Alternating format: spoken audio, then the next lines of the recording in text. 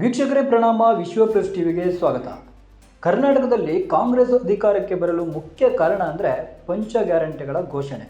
ಈ ಮೂಲಕ ಸಿದ್ದರಾಮಯ್ಯ ನಿಂಗೂ ಫ್ರೀ ನಂಗೂ ಫ್ರೀ ಎಲ್ಲರಿಗೂ ಫ್ರೀ ಅಂತ ಹೇಳೋ ಮೂಲಕ ರಾಜ್ಯದ ಮನೆ ಮನೆಗಳಲ್ಲಿ ಮಾತಾಗಿದ್ದರು.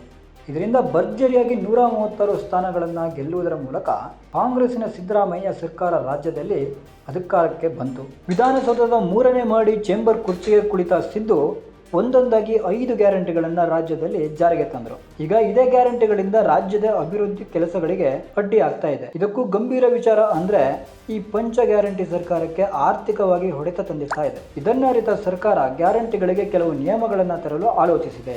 ಮುಖ್ಯಮಂತ್ರಿ ಸಿದ್ದರಾಮಯ್ಯ ಹಾಗೂ ಡಿಸಿಎಂ ಶಿವಕುಮಾರ್ ಅವರಿಗೆ ಸಚಿವರು ಸೇರಿದಂತೆ ಕಾಂಗ್ರೆಸ್ ಶಾಸಕರು ನಿಯಮಾವಳಿ ತರಲು ಬೆನ್ನು ಬಿದ್ದಿದ್ದಾರೆ. ಇದಕ್ಕೆ ಡಿಸಿಎಂ ಡಿಕೆ ಶಿವಕುಮಾರ್ ಪ್ರತಿಕ್ರಿಯಿಸಿ, ಸಚಿವರು ಹಾಗೂ ಶಾಸಕರು ಯಾರೂ ಸಹ ಗ್ಯಾರಂಟಿಗಳ ಬಗ್ಗೆ ಮಾತನಾಡಬಾರದು ಎಂದು ಸೂಚಿಸಿದರು. ಎಲ್ಲರಿಗೂ ಗ್ಯಾರಂಟಿಗಳನ್ನು ನೀಡುತ್ತಿರೋದ್ರಿಂದ ಸರ್ಕಾರದ ಮೇಲೆ ಆರ್ಥಿಕವಾಗಿ ಒತ್ತಡ ಉಂಟಾಗ್ತಾ ಇದೆ. ಅತ್ತ ಅಭಿವೃದ್ಧಿ ಕೆಲಸಗಳು ಆಗ್ತಾ ಇಲ್ಲ. ಸಚಿವರು ಹಾಗೂ ಶಾಸಕರು ಅನುದಾನಕ್ಕಾಗಿ ಎಷ್ಟೇ ಗೋಗರಿದರೂ ಅನುದಾನ ಸಿಗ್ತಾ ಇಲ್ಲ. ಲೋಕಸಭಾ ಚುನಾವಣೆಯ ವೇಳೆ ಗ್ಯಾರಂಟಿಗಳು ಬೇಕಂದರೆ ಕಾಂಗ್ರೆಸ್ಗೆ ಮತ ಹಾಕಿ ಅಂತ ಈಗ ಸಚಿವರಾದವರು ಕೆಲವರು ಹೇಳಿದ್ದು. ಆದರೂ ಸಹ ಗ್ಯಾರಂಟಿಗಳು ಲೋಕಸಭಾ ಎಲೆಕ್ಷನ್ನಲ್ಲಿ ಕಾಂಗ್ರೆಸ್ ಕೈ ಹಿಡಿದಿಲ್ಲ ಎಂಬುದು ಇವರ ಅಸಮಾಧಾನ.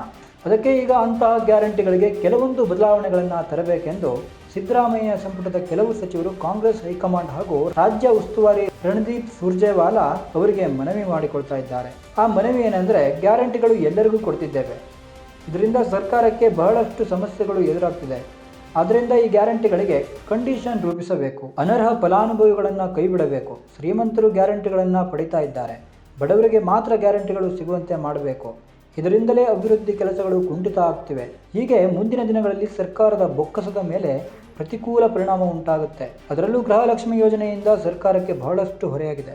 ಶ್ರೀಮಂತರಿಗೆ ಹಾಗೂ ಆದಾಯ ಆಸ್ತಿ ಇರೋರಿಗೆ ಗ್ಯಾರಂಟಿಗಳನ್ನು ಕಡಿತಗೊಳಿಸೋದ್ರಿಂದ ಸರ್ಕಾರಕ್ಕೆ 20,000 ಕೋಟಿ ಉಳಿತಾಯ ಆಗಲಿದೆ ಎಂದು ರಾಜ್ಯದ ಸಚಿವರು ಹಾಗೂ ಶಾಸಕರ ಪರವಾಗಿ ಸಚಿವ ಸತೀಶ್ ಜಾರಕಿಹೊಳಿ ಹೈಕಮಾಂಡ್ಗೆ ಮನವಿ ಮಾಡಿಕೊಂಡಿದ್ದಾರೆ. ಈ ಎಲ್ಲ ಬೆಳವಣಿಗೆಗಳನ್ನು ನೋಡಿದ ನಾವೆಲ್ಲರೂ ಅರ್ಥ ಮಾಡಿಕೊಳ್ಳಬಹುದಾದ ವಿಷಯ ಏನೆಂದರೆ, ರಾಜಕಾರಣಿಗಳ ಆಶ್ವಾಸನೆಗಳಿಗೆ ನಮ್ಮ ಭವಿಷ್ಯವನ್ನು ನಾವೇ ನಾಶ ಮಾಡಿಕೊಳ್ಳುತ್ತಿದ್ದೇವೆ. ಯಾವುದೇ ರಾಜಕಾರಣಿಗಳ ಆಸೆ ಆಮಿಷಗಳಿಗೆ ಒಳಗಾಗದೆ ಅಭಿವೃದ್ಧಿ ಹಾಗೂ ದೇಶದ ಪ್ರಗತಿಗೆ ಮತ ಚಲಾವಣೆ ಮಾಡಬೇಕಾಗಿರುವುದು ನಮ್ಮೆಲ್ಲರ ಆದ್ಯ ಕರ್ತವ್ಯ. ಈಗ ರಾಜ್ಯದಲ್ಲಿ ಸರ್ಕಾರ ಕೆಲವರಿಗೆ ಗ್ಯಾರಂಟಿಗಳನ್ನು ಕಡಿತಗೊಳಿಸಿದರೆ ಇದರಿಂದ ರಾಜ್ಯದ ಜನರ ವಿಶ್ವಾಸವನ್ನು ಸರ್ಕಾರ ಕಳೆದುಕೊಳ್ಳಬಹುದು. ಇದೆಲ್ಲವನ್ನು ಸರ್ಕಾರ ಅಂದೇ ಪರಿಗಣಿಸಿ ತಮ್ಮ ಪಕ್ಷದ ಮ್ಯಾನಿಫೆಸ್ಟೋದಲ್ಲಿ ಹೇಳಬೇಕಾಗಿತ್ತು. ಆದರೆ ಅಧಿಕಾರದ ದಾಹಕ್ಕಾಗಿ ಹುಚ್ಚಿನ ಮದುವೆಯಲ್ಲಿ ಉಂಡೋನೆ ಜಾಣ ಅಂದಂಗಾಗಿದೆ ರಾಜ್ಯ ಸರ್ಕಾರದ ಪಾಡು. ವೀಕ್ಷಕರೇ, ರಾಜ್ಯ ಸರ್ಕಾರ ತಂದಿರುವ 5 ಗ್ಯಾರಂಟಿಗಳನ್ನು ಕಡಿತಗೊಳಿಸಿ ನಿಯಮ ರೂಪಿಸಿ ಆ ಉಳಿಯುವ ಮೊತ್ತವನ್ನು ಅಭಿವೃದ್ಧಿ ಕೆಲಸಗಳಿಗೆ ಬಳಸುವ ನಿರ್ಧಾರಕ್ಕೆ ಬರುವುದು ಸರಿಯೇ ಎಂಬುದನ್ನು ಕಾಮೆಂಟ್ ಮಾಡಿ ತಿಳಿಸಿ. ಪೊಲಿಟಿಕಲ್ ಬ್ಯೂರೋ, ವಿಶ್ವ ಪ್ಲಸ್ ಟಿವಿ. ವಿಶ್ವ ಪ್ಲಸ್, ಜನಹಿತಕ್ಕಿದು ಜ್ಞಾನದ ಜಾಲ.